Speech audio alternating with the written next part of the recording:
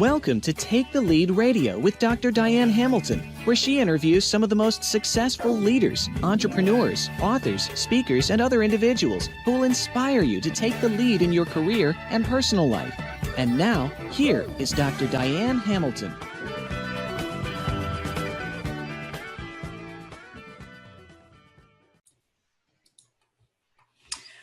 I am here with Abhijit Naskar, who's a world-famous neuroscientist, international best-selling author of numerous books, and popular speaker on the issues of mental wellness and global harmony. His extensive and rejuvenating works of science and philosophy have taught us how the basic awareness of the brain can completely redefine our perception of life and help us live better lives. He has written 31 books on the human mind, religion, and various issues of the society. Some of his popular books are The Art of Neuroscience and Everything, What is Mind, Autobiography of God. The list goes on and on. So, well, it's so nice to have you here. It's a pleasure to be here. Well, that's how do you have time to write 31 books, first of all? That's a lot of books. It's about the investigation. I simply love to learn myself, and I love to understand how the world works, especially how the mind works. Well, that's one of my favorite topics as well. I'm writing a book on curiosity right now, so this is all very fascinating to me. And some of these titles of your books are interesting. First of all, you say you're a neuroscientist. What's your education? I'm curious your background. Simply about my background is from engineering, although I didn't actually finish engineering. Mm-hmm. So I went into the science the old-fashioned way. Mm-hmm. When people were learning about science, when they were really curious about it, not about through academia and all that. So academia is okay, but I did not simply have the opportunity to go through all that because I was raised in a culture where he's all about either engineering or being a doctor. So these are two options, as if there is nothing else. So there is nothing wrong about that. Now that I understand the human psychology, I can explain the reasons behind it. But the point is, yes, I studied learning about human psychology after I quit university. I was helpless and pathless, and I simply wanted to learn about myself, find a path. I was so desperate in that time, and the path simply one after another appeared, and I learned about a lot of philosophers, their works, and then psychologists and scientists, and eventually one thing led to another, and I got into the human brain itself. Well, so you read a lot of work, I'm sure, to write all this work, and I think it's interesting you talk about your background. Now, first of all, are you in India right now? Is that where you live? Right. Okay. Yes. So the focus there was to either go into engineering or be a doctor, as you said, right? So, right. So what's your family's perception of the direction you've gone? They are completely mesmerized at this moment because everything I've done is like completely beyond something that anybody can perceive, because nothing that preconceived all those patterns and all that. So that is why, and eventually, because I didn't myself know how it's all going to turn up, all I had is simply faith in myself. So one thing I didn't do is simply give up. That I never did. So and eventually, what caused that tenacity? I'm curious. You're tenacious. You don't give up. What caused that? Do you think you learned that from your parents, or is that something you just developed? Do you think? It depends. If I say a certain thing, it's going to again be related by your audience to a certain kind of bias and all that. So everything we say counts. If I say I got it from the parents, they're going to blame it on the genes. If I say I develop it myself so they can be more self-reliant. Some things can come from genes, that is, everything are encoded in the genes, our characters, our everything. But in the end, it depends on the individual brain, whatever it can develop. In fact, in many times there are characteristics that the brain possesses that actually they never really get activated. So they never get expressed either by the sociological conditioning or various other processes. So eventually, in the end, it all depends on the individual brain, how that person is going to manifest his or her own potential. It's interesting. I was reading in Scientific American this month. They had a artificial intelligence article about how they're teaching AI to mimic certain behavior, to learn how to be like babies, kind of exploring and having curiosity. And they were saying that they could get them to have different results, even though they give them the same exact things to different AIs to do, because they were having different experiences. It's almost like how humans, you could give them the same exact situation, and yet they come up with a different solution a little bit differently. And understanding the human brain and artificial intelligence in general is very complicated and very interesting to me.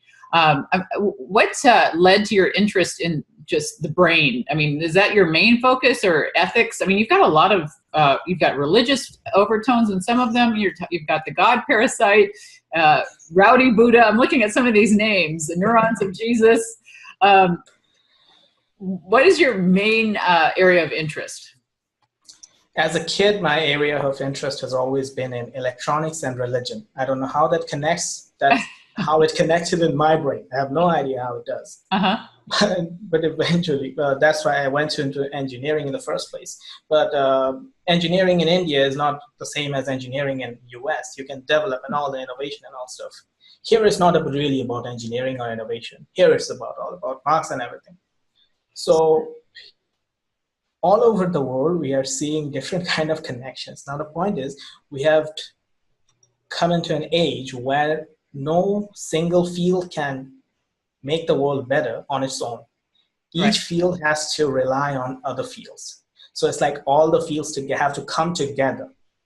And that is where I made. So if first I got interested into the brain, because I found out that everything that you say about yourself, but when we say I, it's all coming from the brain. Most people do not even realize that.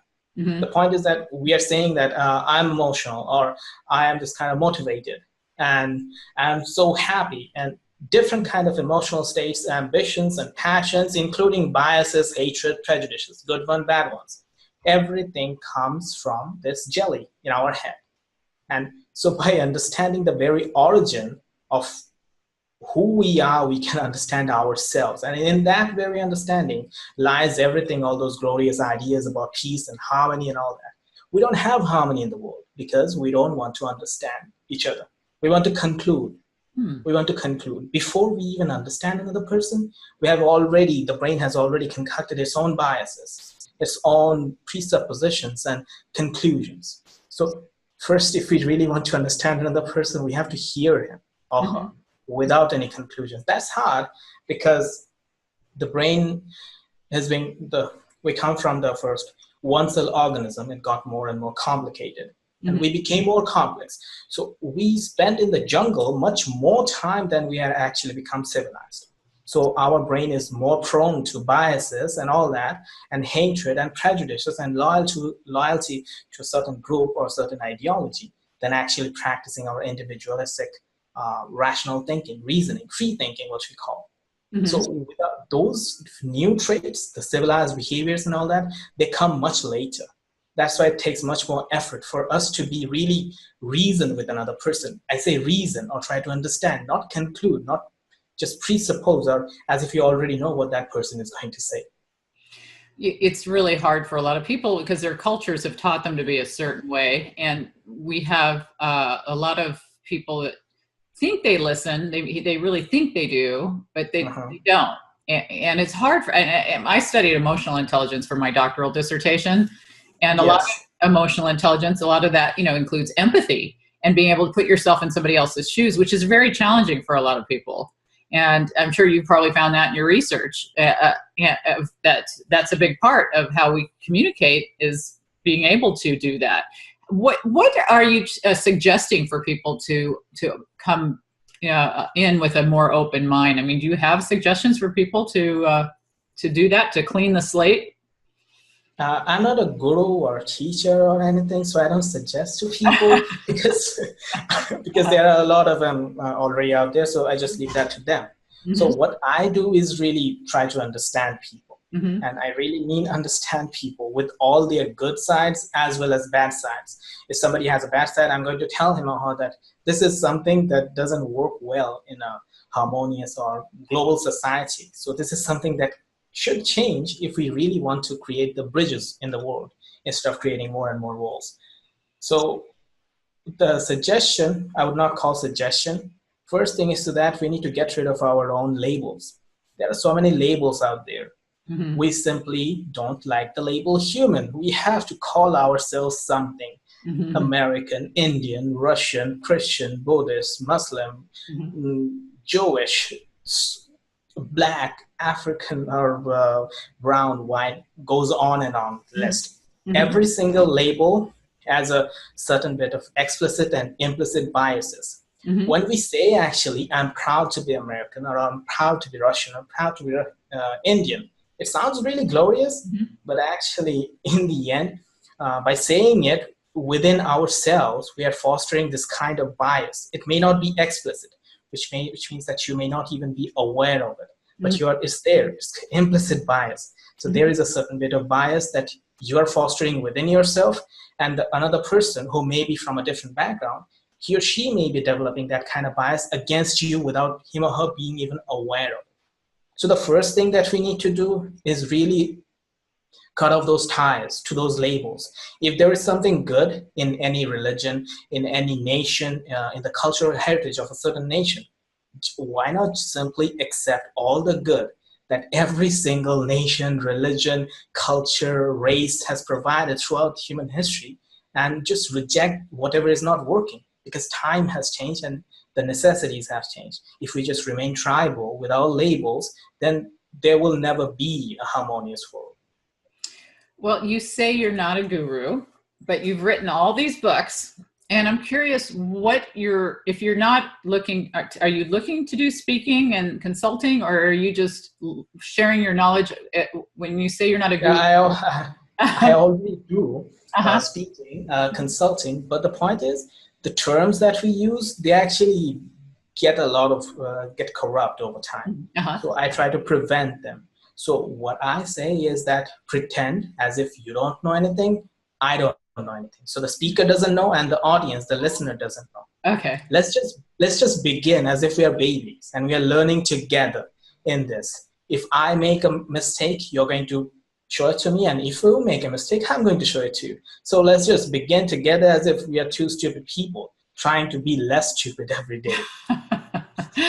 Well, when we were talking about what we were going to talk about today, you said you were interested in discussing mental wellness. Now, where does this fall into all this that you study? And is that your latest book? What's your latest book about? My latest book, I've written so many books, I even forget the latest one. I don't know how you keep track. I don't actually. I simply write one and I forget about it. My latest book is probably on morality, morality absolute, or no. My latest one is A Push in Perception. Yes, that's a little bit wider. So I connect the brain with all the issues of the society. That's why I have one series on religion, that is religion, spirituality, neuropsychology connected together. That is a neurotheology series. Another one is humanism series, which is a collection of books on different issues of the society, on racism and on gender bias and discrimination, how all that connects into the brain, and we can just try to make a little bit of effort to just get rid of them.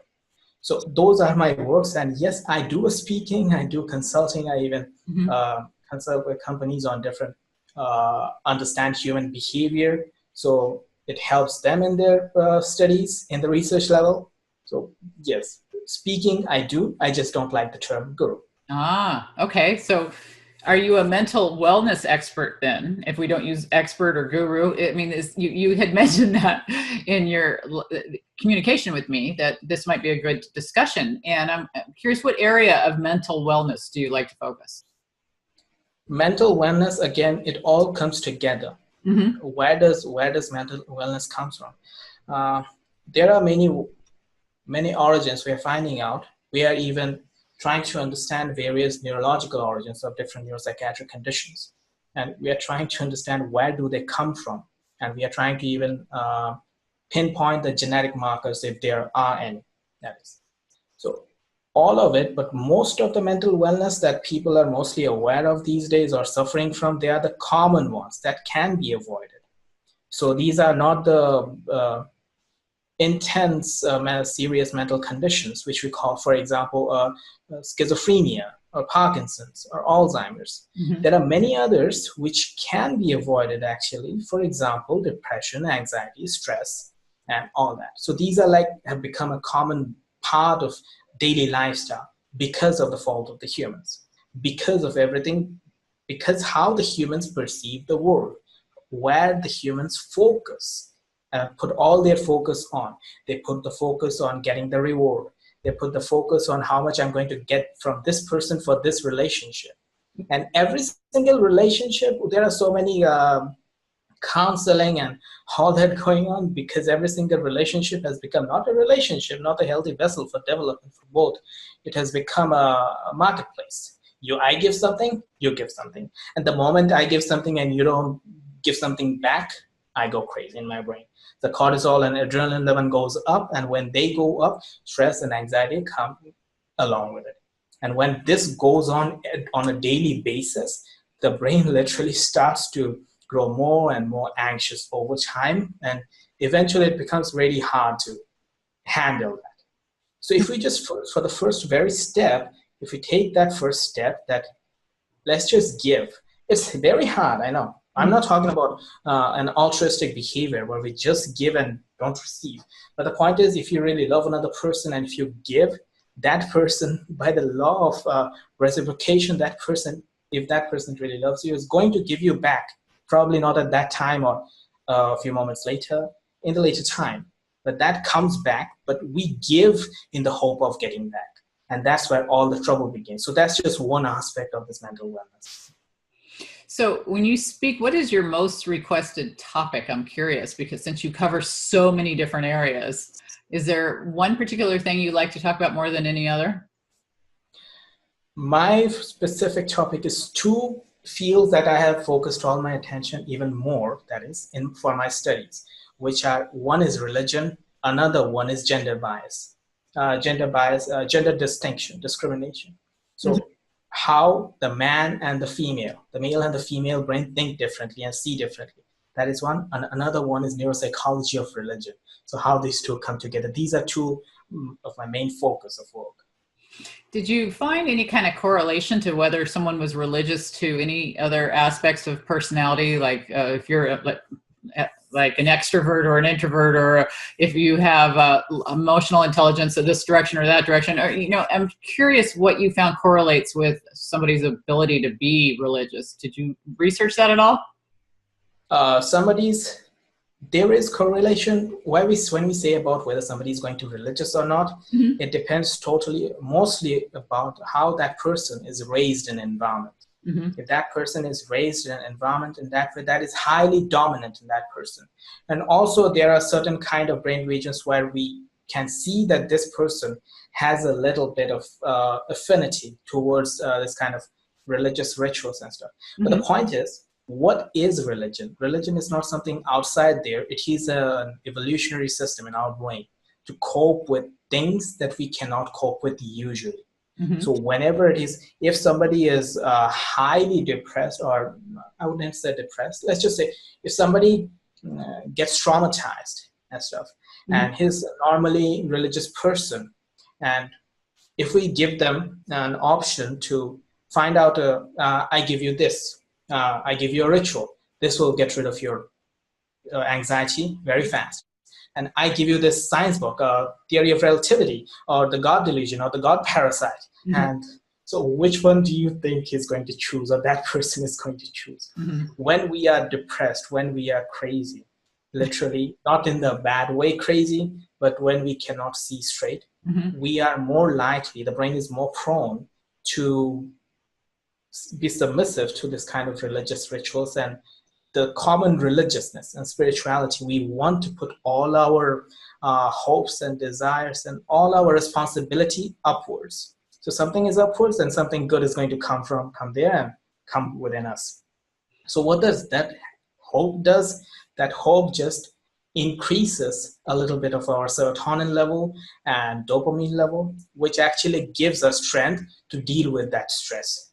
So at that time, reasoning and all that capacity is not going to be of any use. So it is very glorious and intellectual to talk about God is a delusion and God is all that. But the point is, when we come down to the basic human emotions, it is a very useful cognitive mechanism. The common thing which we call belief.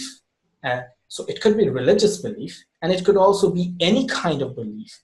Any belief that gives a person hope, any belief that enables a person to sustain his or her well-being, that belief is going to get stronger over time, because the neural connections in the brain get even more strengthened, and they make more connections, and the more connections they make, so that belief gets stronger. Eventually, that person is going to go blind towards all the rational arguments against that specific belief. So he's like, this is what we call cognitive blindness. We go blind to a certain kind of argument. The same happens when we fall in love with another person for the first time.